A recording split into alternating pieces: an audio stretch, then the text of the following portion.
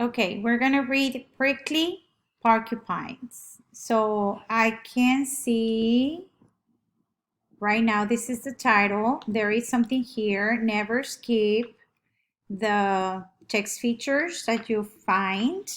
So this is a title. I'm going to use another color for this one. This is a subtitle on the menu, and it says porcupines in North America, and you have a map. You have North America, you have Canada. It says key. It says where porcupines live. This is Texas right here, but it's not all Texas. So it's just this part is northeast, south. I'm sorry, north, south, east, and west. So the west side. It says, what's the first thing you think of when you hear the word porcupine? Maybe it's those famous pointy quills. A porcupine has 30,000 or more of them. Wow, this is a fun fact. You might have seen cartoons showing porcupines that could shoot their quills. Real porcupines can't do that. But if a predator attacks a porcupine, the animal whirls around with its sharp quills raised. It swishes its tail from side to side. And if the attacker gets whacked, the quills will easily get stuck in its skin. So this is like a defense mechanism. So I'm going to choose the yellow one. I think I can't choose my yellow one. Yes, I can. So this one is right here, a fact of how they defend themselves. All right, so on the menu. On the menu, I wonder if that means that they can be eaten. Oh, the name porcupine means quill pig. Oh, that makes sense. The quill part is right, but porcupines aren't pigs at all. Like mice, squirrels, and beavers, they are rodents, like mice. North American porcupines live in much of the United States and Canada, like the map says right here. Porcupines are out and about both day and night. Wow, though more at night, nocturnal. Okay, they don't hibernate. So during different times of the year, different things are on a porcupine's menu. Oh, not that we're going to be eating them, but what they eat, that's a menu. In the spring, for example, they nibble on buds, flowers, leaves, and more. During the winter, there's less to eat, of course. So porcupines live mostly on bark and evergreen needle stem. Aww. Porcupines have long orange front teeth that never stop growing. Oh, this is a fun fact. I didn't know that. But that's okay because porcupines hardly ever stop gnawing.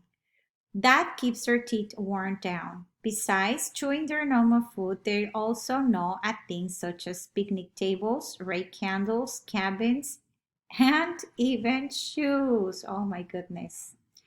Oh, look at the picture. A porcupine is eating leaves while sitting on a tree branch. Oh, this is pretty.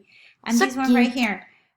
Porcupine mother and baby. Oh. So Okay, cute. little pricklies. So the babies. In the spring, a mother porcupine gives birth to one baby. Some newborn animals are helpless, but not baby porcupines. They're born with their eyes open and are able to walk right away. Not like human babies, they don't walk right away. At Yeah, first, they don't. their quills are soft and wet, but in just a few hours, the quills dry out and become stiff little stabbers. They aren't long enough to hurt a predator, though. So if a baby feels threatened, it quickly finds a place to hide. That's smart. So babies hide. A baby porcupine nurses from its mother for about 4 months, but it also begins eating soft plant parts when it's just a few days old. Oh, that's cute. After it stops nursing, a young porcupine will separate from its mom for longer and longer periods until it's ready to live on its own. At home, up a tree.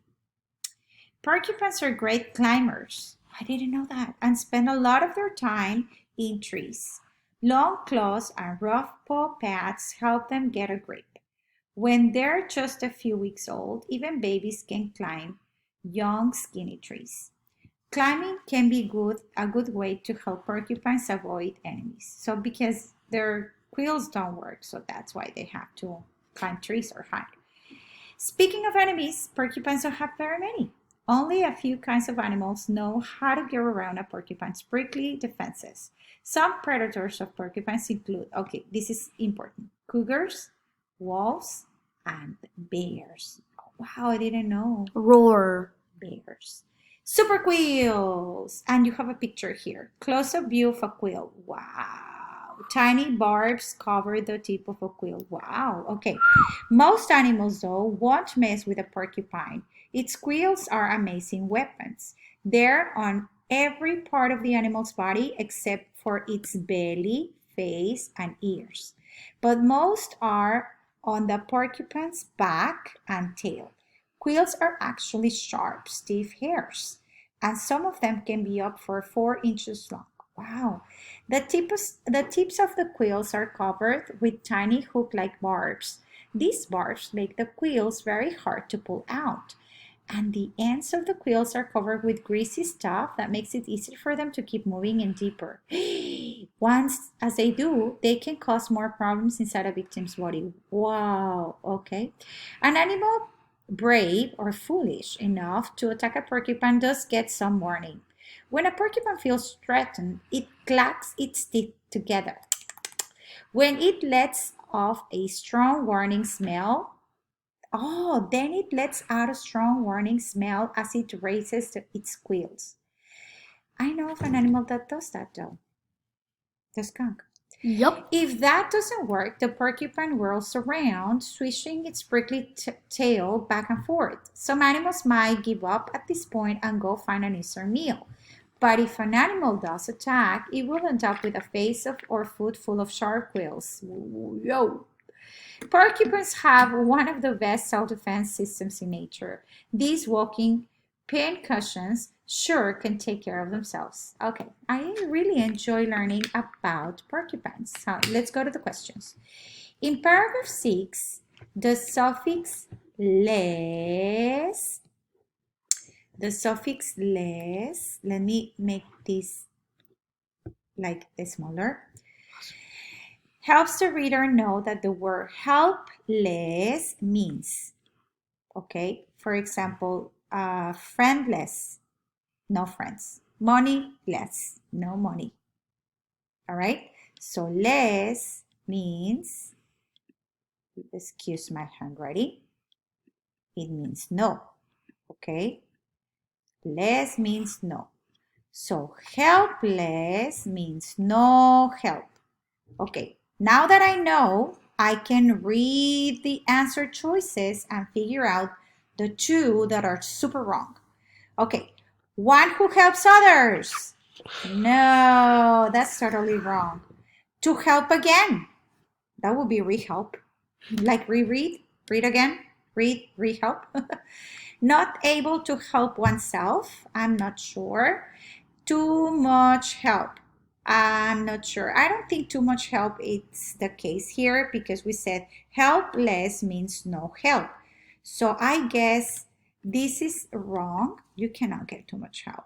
So the correct answer of helpless is not able to help oneself. I'm helpless. Number 2, which text feature helps the reader locate information about why many animals leave porcupines alone? We need a text feature why animals leave porcupines alone. So the text features are the titles, subtitles, the charts, the graphs, all of that. So the labels on the map, porcupines in America, and if you remember, this does not explain why the animals leave them alone. This just explains where they live. So I know that this choice is wrong. The subheading on the menu. Let me go back to the subheading on the menu. And I remember that this section right here on the menu tells us about what they eat. They eat buds, flowers, leaves. Okay, they like to gnaw on different things. So that's got nothing to do with why the animals leave them alone. So no. The caption under the photograph next to paragraph 6, this one right here, porcupine mother and baby. This is the caption of the photograph next to paragraph 6. Okay, this one is above paragraph 6, this one is next to paragraph 6, and it's porcupine mother and baby. This one is just a cute picture how they look like, mom and dad and baby. So it has nothing to do why the animals leave porcupines alone. I don't think this is it. The subheading super quills. Super quills! Let's go find super quills. Oh, it's right here. So it says right here that they have these quills in almost every part of their body, and these are covered with hook-like bars, and they cause problems inside the victim's body. And this one explains that what happens to an animal if they try to attack them. Okay, and it says, yo, like, oh my God, danger. So super quills sounds about right. So the subheading super quills tells me about the animals, or why the animals leave them alone. Okay, so how they defend themselves. Yay, we got that right. What is the most likely reason the author wrote this selection? So I know this is informational. It was not a story, not a poem, not a fairy tale, not a play, nothing like that. It gave me information, and I actually learned a lot about porcupines. So now that I've thought about the question, I can read my answer choices. To tell the reader where to find porcupines in the wild. Yes, but it's just one section. It's, remember, we want to know what is the reason, the overall reason. To describe how a porcupine acts around an attacker, it does tell me that, but it's not the whole passage. To provide the reader with many different facts about porcupines, this sounds about right. Okay, it has many different facts. To explain why porcupines look different from other animals, I know this is totally wrong. It doesn't explain why they look different. It just tells us that they are special. So if I go back to the ones that I had a doubt about, this one, yes, it tells us where to find them, but it's not the main reason. To describe how a porcupine acts around an attacker is just part of the section and not the whole passage. So the correct answer is this: to provide the reader with many different facts about porcupines. Okay, and let's do this one. Which section is most likely to give information about what porcupine eats? And I remember that because it called my attention, I'm so sorry, when I underlined it on the menu. Do you remember? This one is about what they eat, not that how different ways we can eat them. So what does a porcupine eat? So it's right here on the menu. Little prickles tells us about their defense mechanisms. At home upon a tree tells us where they live, and super quills tells us about their quills. Which word is synonym for nibble in paragraph 4? So a strategy that I like to use is to go back to paragraph 4 and underline the sentence. So I can underline here, they nibble on buds. They nibble on buds. And I can copy here. They nibble, is this word, on buds and flowers and all that, right? So what does that tell me? I'm gonna use all of these answer choices and see which one best fits my sentence. They sleep on buds and flowers? No. They hide on buds? No. They walk on buds?